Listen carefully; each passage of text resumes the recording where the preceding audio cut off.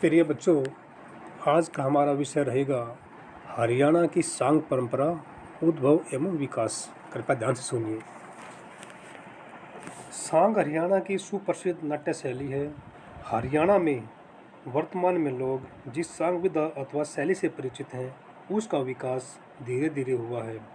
वर्तमान सांग भगत या नौटंकी का पूरा रूप या पर्याय है। हरियाणा में आज सांग की एक व्यापक परंपरा है। विभिन्न विद्वानों के वर्गीकरण के आधार पर हरियाणवी सांग परंपरा के उद्भव एवं विकास को निम्नलिखित चरणों में समझा जा सकता है। संक्रमण युग। हरियाणवी की सांग परंपरा का यह युग 1200 ईस्वी से लेकर 1750 ईस्वी तक माना जाता है। इसी युग में हरियाणा में सांग परंपरा का उद्भव हुआ माना जाता है। श्री राम नारायण अग्रवाल के मतानुसार 11वीं सदी में हरियाणा के मल नामक जाट, रावत नामक राजपूत और रंगा नामक जुलाहे ने मिलकर एक स्वांग मंडली बनाई। इन लोगों ने गांव-गांव घूमकर स्वांग द्वारा जनता का मनोरंजन किया। बाद में यही स्वांग परंपरा हरियाणवी सांग के नाम से प्रसिद्ध हो गई। पंडित रामकृष्ण व्यास के अनुसार 13वीं शताब्दी के प्रारंभ में ही सांग अस्तित्व में आया। उन्होंने नारनौल निवासी गुजराती ब्राह्मण बिहारी लाल से हरियाणवी सांग का उद्भव माना है। उन्होंने इस संबंध में कहा है, नारनौल का गुजराती ब्राह्मण बिहारी लाल था। सांग शुरू किया सन 1206 का साल था। नाचे गाँवें चेतन चेला करे कमाल था। सोहनी सवेयाँ ठुमरी सोठा गाँवें ख्याल था। कुतुबुद्दीन ऐबक सोचा था सांग कराने की। बिहारीलाल का एक चेला चेतन हुआ। उसने भी कई सांग किए। इसके बाद सांग की एक परंपरा छिटपुट में चलती रही। सन 1658 में औरंगजेब ने सांगों पर प्रतिबंध लगा दिया था। इससे हरियाणा में काफ़ी समय तक सांग परंपरा पूर्ण रूप से अवरुद्ध हो गई। औरंगजेब की मृत्यु के बाद सन 1709 में उस समय के महान कवि बाल मुकुंद गुप्त ने सांग को पुनः नया जीवन प्रदान किया। बाल मुकुंद गुप्त के बाद उनके शिष्य शिव कुमार ने सांग परंपरा को आगे बढ़ाया। उनके दूसरे शिष्य कृष्णलाल भाट ने, जिनका समय 1730 ईस्वी से आरंभ होता है, सांग कला के क्षेत्र में क्रांतिकारी परिवर्तन किए। संक्रमण काल में हुए कृष्णलाल भाट सांगों के पितामह कहे जाते हैं। प्रारंभिक युग। हरियाणवी सांग परंपरा का दूसरा चरण प्रारंभिक युग के नाम से जाना जाता है। इसका समय 1750 ईस्वी से 1850 ईस्वी तक है। इस युग में अनेक सांगियों ने अपने सांगों के माध्यम से हरियाणवी सांग परंपरा को आगे बढ़ाया। इस युग में सर्वप्रथम नूह तहसील से 6 मील दूर अकेड़ा गांव में जन्मे सादुल्ला ने सांग परंपरा को आगे बढ़ाया। उन्हें मेवाती जन कवि होने का गौरव प्राप्त है। उन्होंने मेवाती भाषा में महाभारत की रचना भी की थी, जिसका नाम है पंडुन का कड़ा। इसका रचना काल 1787 ईस्वी है।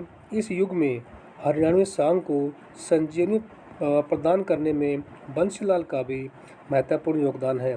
बंसीलाल के 3 सांग गुरु गूंगा, राजा गोपीचंद तथा राजा नल बड़े प्रसिद्ध हो रहे हैं। गुरु गूंगा स्वांग का एक उदाहरण देखिए। शारदा शीश नवाके धरूं गणपत का धान, सांग संपूर्ण कर दिया करो मेरा कल्याण, मात में मन इच्छा भर अपाया, जिस दिन मैंने शरण ली है बोलो छंद बताया, 7 दीप 9 खंड बीच में नहीं पाई तेरी माया, कहता बंसीलाल मात गूंगे का सांग बनाया। इस युग में सांग परंपरा को आगे बढ़ाने में अंबाराम नामक एक गुजराती ब्राह्मण का योगदान भी अविस्मरणीय है। उत्कर्ष युग। हरियाणवी सांग परंपरा का तीसरा चरण उत्कर्ष युग के नाम से जाना जाता है। इस युग को सांग साहित्य का श्रवण युग भी कहा जाता है। इस युग का समय 1850 से लेकर 1950 तक का है। इस युग का प्रारंभिक दौर प्राय भक्ति भावना से ओतप्रोत रहा है। इस युग में सबसे पहले अली बख्श के सांगों की धूम मची। इनके सांग अधिकतर रेवाड़ी के क्षेत्र में होते थे। हजारों की संख्या में लोग सुदूर स्थानों से इनके लोक नाट्य देखने आया करते थे। इनके नाटकों में श्री कृष्ण लीला, पद्मावत, फिसाने अजायब आदि प्रमुख हैं। 1899 में इनकी मृत्यु के बाद इनके शिष्यों धानिया मानिया ने इस परंपरा को आगे बढ़ाया। इस युग के सांग परंपरा को आगे बढ़ाने में योगेश्वर बालक राम का नाम भी बड़े आदर के साथ लिया जाता है। उन्होंने पूर्णमल भगत तथा निहालदे नरसुल्तान सांगों का निर्माण किया। इसी युग में अहमद बख्श थानेसरी ने रामायण, जयमल फत्ता, गूंगा चौहान, सोरठ, चंद किरण आदि सांगों का निर्माण कर सांग परंपरा को आगे बढ़ाया। बाबा हीरकदास उदासी ने एक सांग रतन सेन राजा का बनाया। 19वीं शताब्दी के उत्तरार्ध में हरियाणा के प्रसिद्ध सांगी के रूप में मशहूर ताऊ सांगी हुए। उन्होंने रुक्मणी विवाह नामक एक पद का सांग की रचना की। यह सांग 178 पदों में है। 19वीं शताब्दी के अंतिम दशक में हरियाणा के सांग मंच पर दीपचंद का आविर्भाव हुआ। वास्तव में उन्होंने ही सांग विधा को सही रूप दिया। इन्होंने सांगीय रंगमंच के साधनों में पर्याप्त परिवर्तन किए। इनके द्वारा रचित पहला सांग सोरठ था। प्रथम महायुद्ध के समय इनके सांग अत्यंत लोकप्रिय थे। सोरठ, सरनदे, राजा भोज, नल दमयंती, गोपीचंद महाराज आदि इनके प्रमुख सांग हैं। सांग परंपरा को आगे बढ़ाने में दीपचंद के शिष्यों स्वरूपचंद व हरदेवा स्वामी का भी महत्वपूर्ण योगदान रहा है।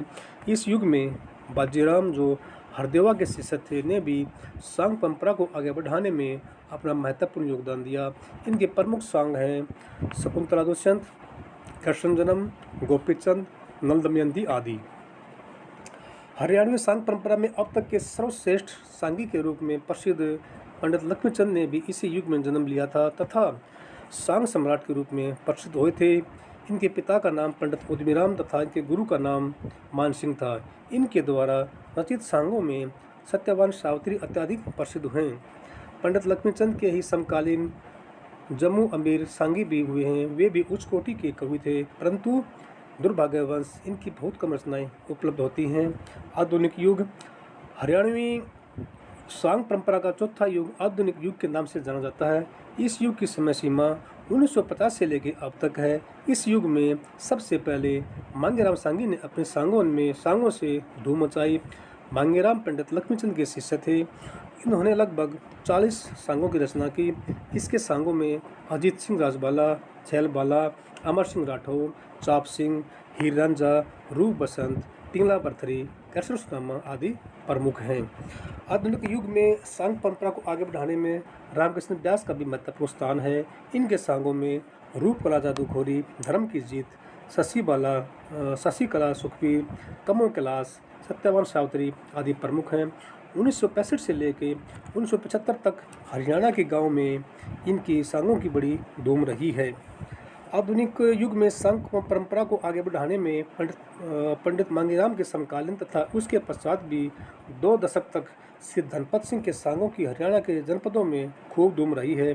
बनदेवी, लीलो चमन, हीर रांझा, ज्ञानी चोर तथा गोपीचंद इनके महत्वपूर्ण सांग रहे हैं। इस प्रकार कहा जा सकता है कि हरियाणा में सांगों की एक समृद्ध परंपरा रही है। इस परंपरा का आरंभ 13वीं शताब्दी में हुआ, परंतु इसने 19वीं शताब्दी में अप्रतिम लोकप्रियता प्राप्त की। आज भी हरियाणवी सांग परंपरा अपनी प्रसिद्धि की ओर आगे बढ़ रही है। धन्यवाद।